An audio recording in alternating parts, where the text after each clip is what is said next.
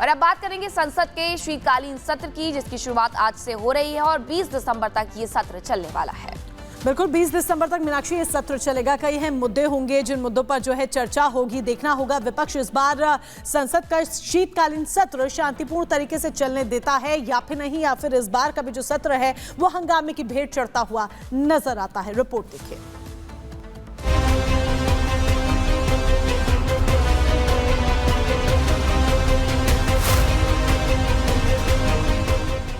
संसद के शीतकालीन सत्र का आज से आगाज हो रहा है।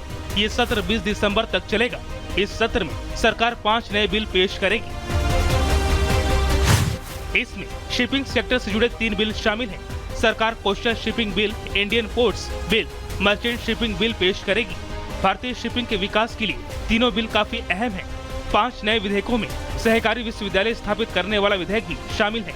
वहीं पहले से पेश 13 बिल को पास कराने के लिए लिस्ट किया गया है। इनमें बैंकिंग लॉ अमेंडमेंट बिल और वक्फ बिल भी लिस्ट में शामिल है।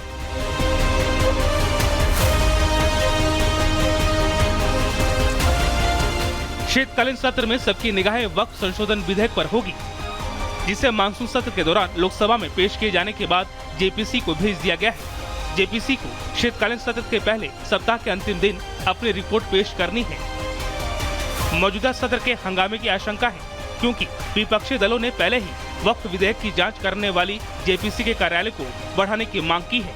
विपक्षी दल और मुस्लिम संगठनों ने नए विधेयक में प्रस्तावित कई संशोधनों का विरोध किया है।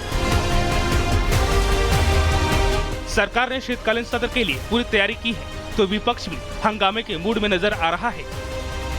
अडानी ग्रुप पर लगे रिश्वतखोरी के आरोपों के अलावा मणिपुर मुद्दे, उत्तर भारत में प्रदूषण और रेल दुर्घटनाओं पर चर्चा की मांग कर रहा है। रविवार को संसदीय कार्य मंत्री किरेन रिजिजू ने सर्वदलीय बैठक बुलाई थी।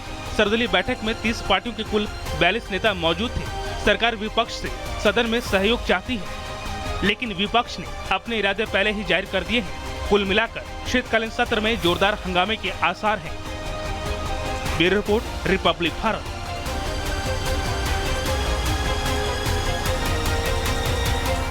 शीतकालीन सत्र जिसकी आज से शुरुआत होने वाली है, उसके बारे में खास क्या है सबसे पहले वो समझिए, और क्या कुछ खास इस पूरे सत्र में होने वाला है।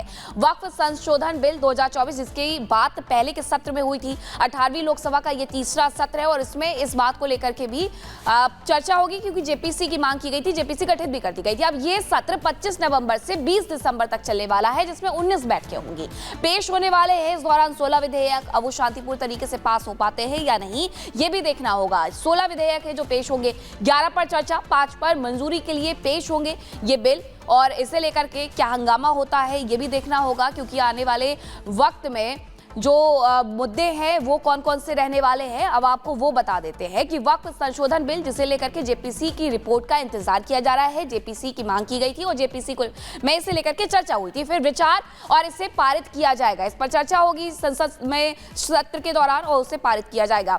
दिल्ली जिला अदालतों के मौद्रिक अपीलीय, इसमें 3 लाख से बढ़ाकर के 20 लाख करने की मांग की गई थी। और पंजाब कोर्ट संशोधन बिल जो है उसकी बात हम कर रहे हैं, जहां क्षेत्राधिकार को 3 लाख से बढ़ाकर 20 लाख करने का प्रस्ताव था।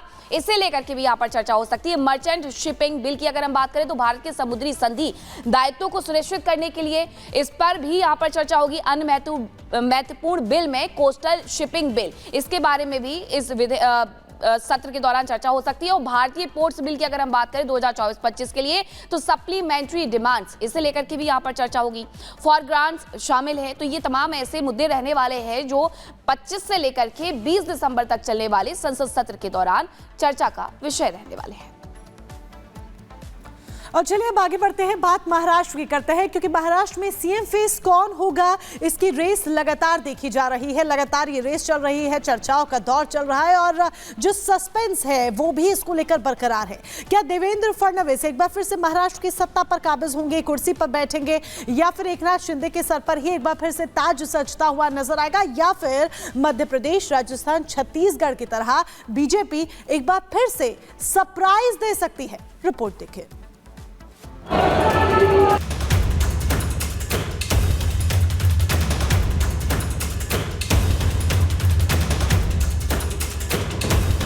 सभी विधायकों ने एक मत से विधायक दल का नेता मुझे चुना, इसलिए मैं उनको बहुत बहुत धन्यवाद देता हूँ।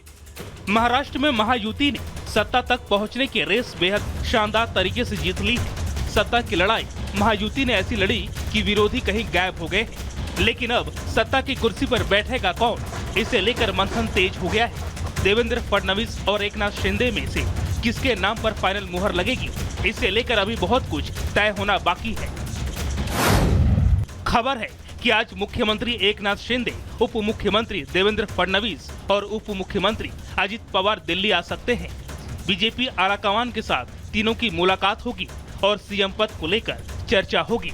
एकनाथ शिंदे और अजित पवार अपने अपने विधायक दल के नेता चुन लिए गए हैं। हालांकि बीजेपी विधायक दल के नेता को लेकर अंतिम फैसला आना बाकी है। रविवार को जब एकनाथ शिंदे अपने विधायकों और नेताओं से मिलने पहुंचे, तब उनके समर्थकों ने उनका स्वागत कैसे किया, आप भी सुनिए।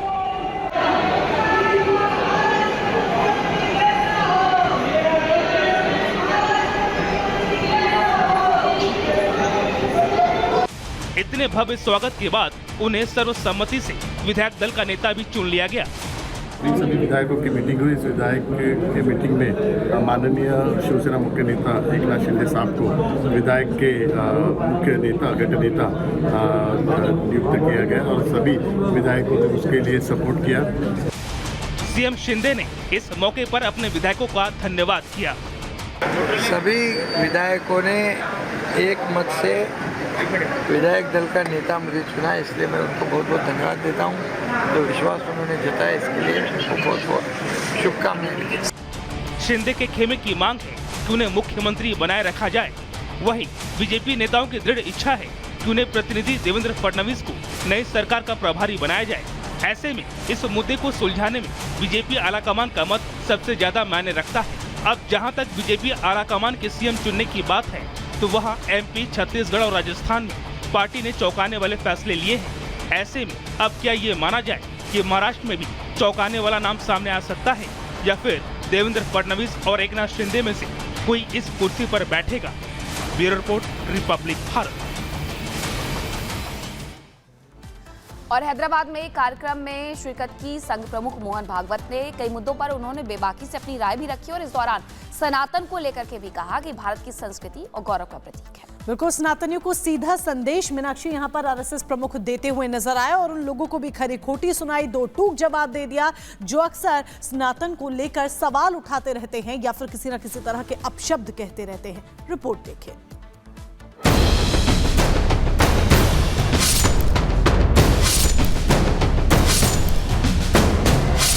आरएसएस के एक बड़े विचारक ने कहा था कि कई ऐसे मौके आते हैं जब संघ सीधे तौर पर समाज को सही और गलत का फर्क खुले मंच से बताता है। उसको फर्क नहीं पड़ता कि आप उससे जुड़े हैं या नहीं, बल्कि सामाजिक संगठन होने के नाते वो लोगों का मार्गदर्शन करता है।